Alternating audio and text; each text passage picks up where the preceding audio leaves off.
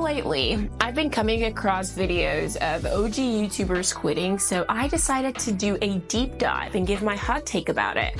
Why is this happening? Being a full-time YouTube creator and having a massive audience is literally a dream job, so why quit? As a small YouTuber myself, striving to carve out my space on this platform, I've been wondering, what does it mean when seasoned YouTubers decide to quit? Is this a sign for me to quit? Is there a next big thing? Am I missing out on something? And it's rather unsettling because here I am trying to be creative, build a community, and there are folks who have done it already for, decades and just deciding to walk away from it all. To mention a few, we have Jenner Marble. She started in 2010. She left in 2020 with 19.4 million subscribers. Like, what? We have Tom Scott, started in 2014, left in 2024 with 6.4 million subscribers. Matt Pat from the Game Theorists, left in 2024 with 18.9 million subscribers, and lots more. I'll link a video which has a longer list in the description. It's confuzzling, okay? Confusing and puzzling. And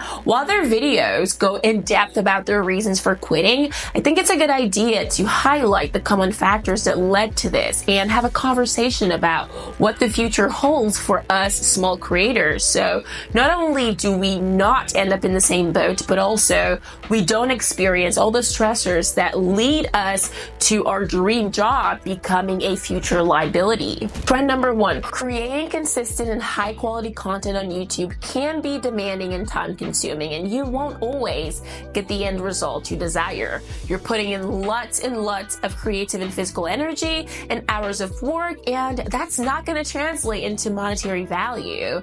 Like if you're if you're working a regular 9-to-5 job, if you work 20 hours, you get X amount. On YouTube, that's not happening. It's a lottery out here, and for full-time creators who rely on that financial incentive to make a living, it can be painful when you're not making enough money to pay even your basic bills. So like, why are you even working?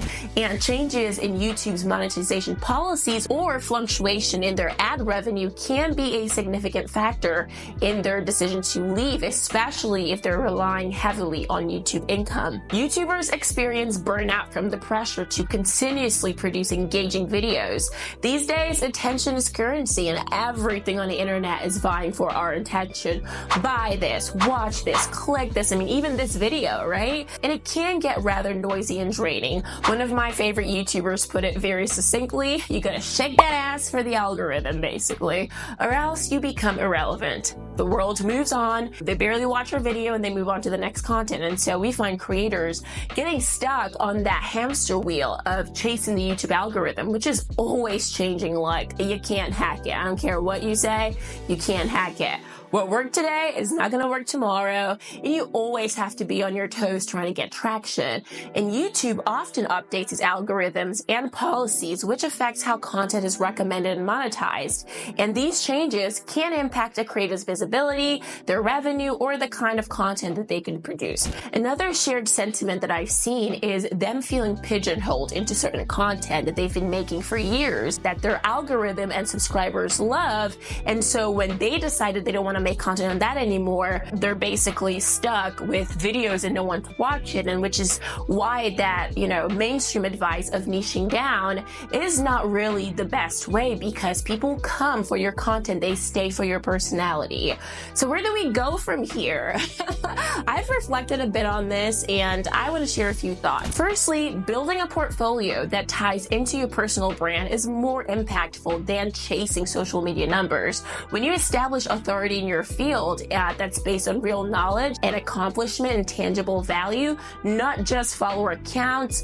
If YouTube fell off the planet tomorrow, or TikTok or Instagram, a lot of people will be left with nothing, no business, no income source. And so it's so important for us to take that creative process and tie it to a bigger goal. For example, I'm an IT consultant, so YouTube is not my 9-to-5, and while I do enjoy creating, it's not do or die. I do it when I have the capacity to, but tying this channel into my IT background and professional life, I'm just adding more personality and flair to the value that I already bring. Secondly, it's so important to find joy in your creative process. It's not just about the end results, but the journey of researching, learning, and adding value to yourself, not just your audience.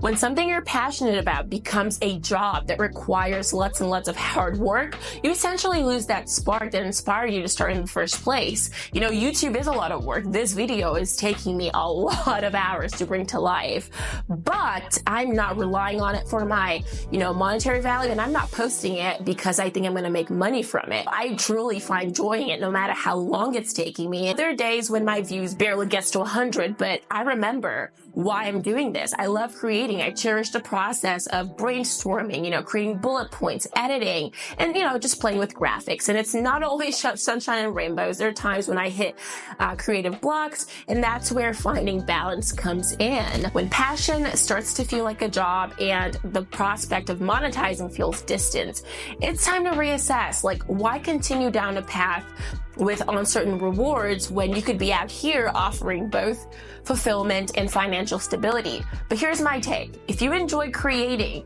keep at it. Your why should be strong enough to weather the storms. And remember, it's okay to pivot. What matters is finding joy in what you do, whether it's on YouTube or elsewhere.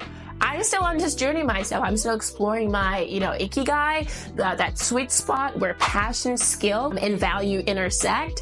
And not all that glitters is gold. And success isn't just about numbers. It's about fulfillment and impact. And so you see a lot of these YouTube creators walking away from it because they just don't feel fulfilled anymore. So my fellow creators, big or small, don't lose heart. Let's keep pushing. If you found joy in creation, hold on to it. There are no guarantees, but that journey itself is worth it. I really enjoy watching those YouTube change my life with less than 500 subscriber videos because you can really see the joy and value that they've earned just by creating. And not to be, delulu or whatever. I think everyone starts out that way.